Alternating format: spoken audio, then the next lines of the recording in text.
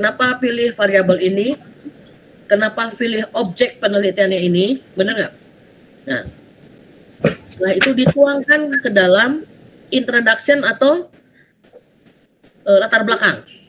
Di latar belakang itu ternyata ada permasalahan, ada referensi, betul nggak? Ada isu, benar nggak? Ada fenomena. Itu Din. Nanti diajarin sama dosennya. Berikut bab 2-nya. Landasan teori dan jurnal. Referensinya siapa aja. Gitu kan?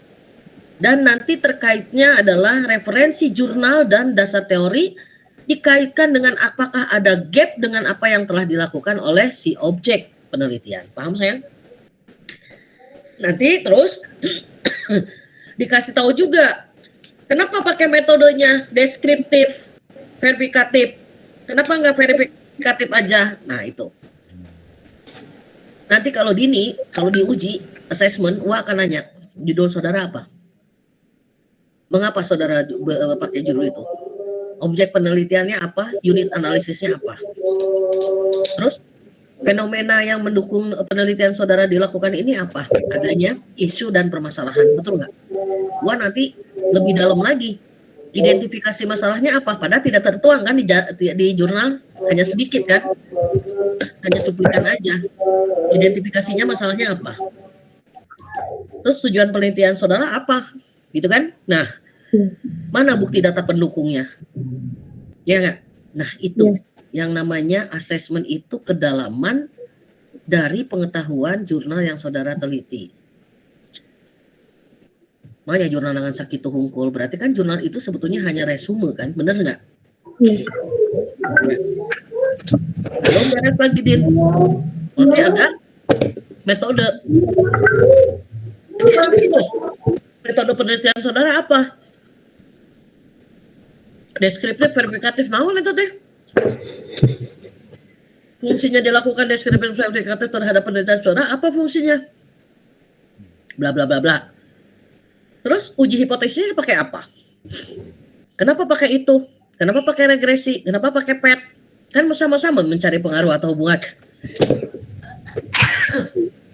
Nah itu Din, itu yang benar. Sudah benar metodenya, uji samplingnya seperti apa? Itu. Populasinya berapa? Kan kudu aya sebar kuesioner ya? Benar nggak? Terus ada nanti yang kalau misalnya yang keuangan nggak ada kuesioner, aku mah laporan keuangan, benar nggak? Benar. Nah itu udah akhir gitu, baru ditanya finding research-nya. Apa hasil penelitian saudara? Deskriptifnya apa? Verifikatifnya apa? Deskriptifnya, oh ternyata kualitas pelayanan jasa hotel anu masih kurang baik dilihat dari dimensinya adalah people-nya yang gak gerecep, bener tak? Sarana prasarananya aya eta dimensina. Terus gitu. Akhirnya funding research, akhirnya verifikatifnya seberapa persen kualitas pelayanan jasa dengan customer service atau misalnya dengan promosi berpengaruh terhadap minat beli atau loyalitas. Paham sayang? Gitu.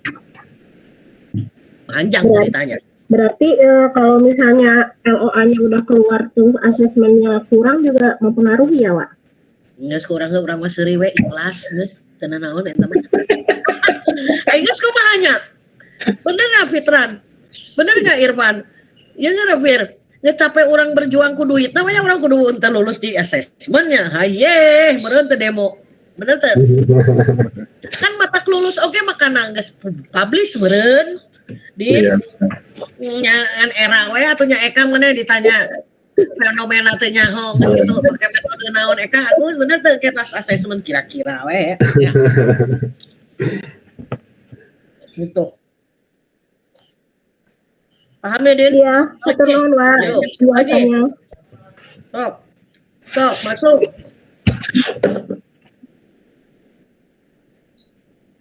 Ya. Nah, gini sayang.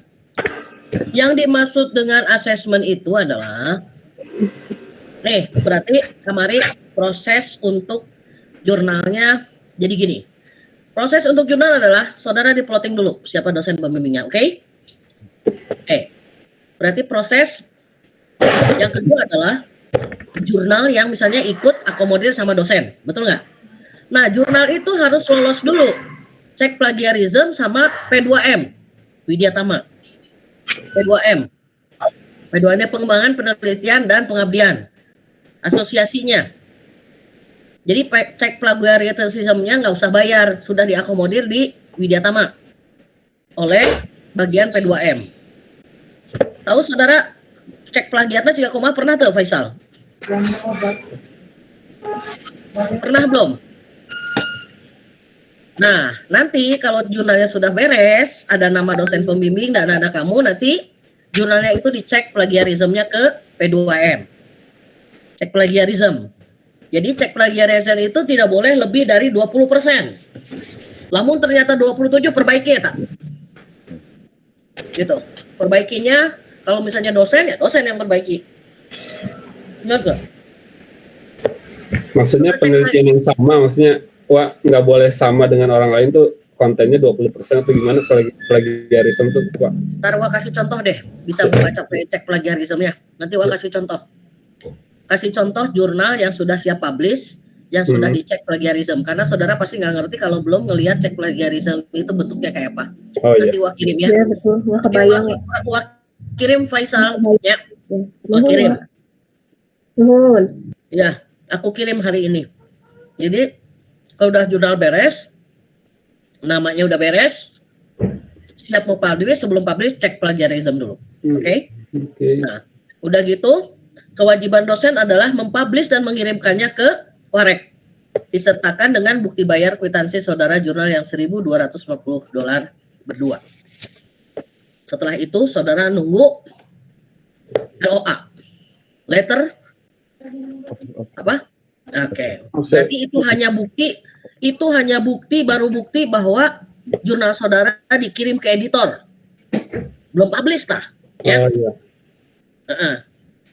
Letter accept oleh Scopus Q3. Karena kan harus diedit dulu, dirapiin dulu, benar nggak? Oke.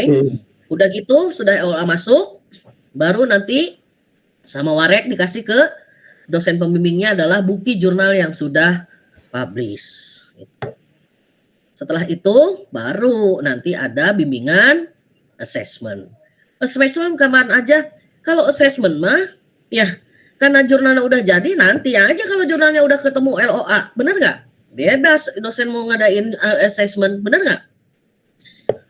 Kan kudu bimbingan jurnal, merendah jurnalnya beres di dosen, beres ya. Berarti assessment itu apabila jurnal sudah beres gitu, sambil nungguin LOA, ya. Oh. Paham? Nah, ya, kuma. Sedikit. Heeh. Seetik bukan seetik.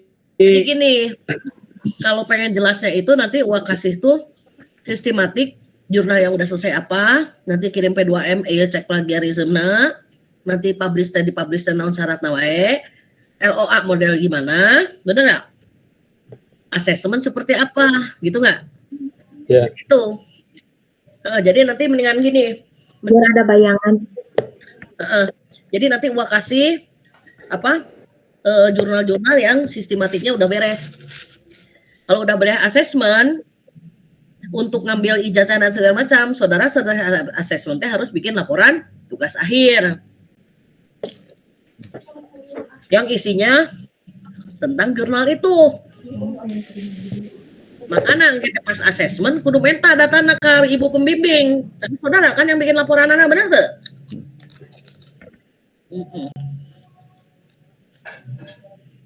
Oh, jadi ini semester 1 nih.